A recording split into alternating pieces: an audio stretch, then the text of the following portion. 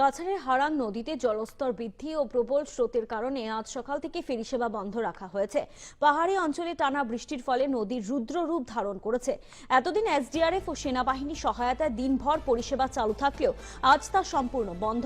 ফেরি বন্ধ থাকায় স্কুল পড়ুয়া ও সাধারণ মানুষ জীবনের ঝুঁকি নিয়ে নদী পেরোচ্ছেন সাঁতার কেটে। শিলচর কালাইন রোডে যাতায়াত ব্যাহত হয়, বহু ছাত্রছাত্রী পরীক্ষা দিতে পারছে না এবং স্থানীয়রা দ্রুত ইঞ্জিন চালিত নৌকা পরিষেবা চালুর দাবি জানিয়েছেন। এবং জানতে পারা মতে একদিকে ভাঙা সেতু, এর উপর ফেরি পরিষেবা বন্ধ, পরিস্থিতি আরো জটিল হয়েছে।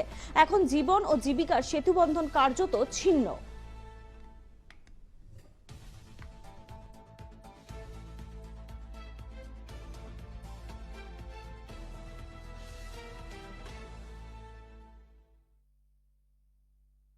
আমাদের হারান নদীতে যেরকম তুলা এসেছে তার জন্য আমাদের সেনাবাহিনী বা এসডিআরএফ বাহিনী যারা নৌকা দিয়েছিল হাতে টেনে রশি বাঁধে, কিন্তু এটা আজকে তারা এই সুতোর মধ্যে চালাইতে পারছে না।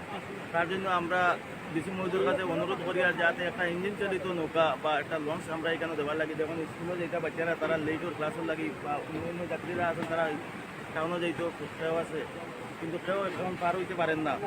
এটার লাগি আমরা অনুরোধ করি আর আমরা ডিসি মহোদয়ের কাছে, প্রশাসনের কাছে যে যাতে আমরা একটা ইঞ্জিন চালিত নৌকা এখানে দেওয়ার লাগি। এই শীতল মাঝে যে তারা সেনাবাহিনী যা কষ্ট করছে আজকে তারার লাগে এটা সম্ভব না, দেখা যায় তারা বন্ধ করে রাখছে। এর লাগে আমরা স্কুলের বাচ্চারা টাইম মতো দেখতে পারেন না।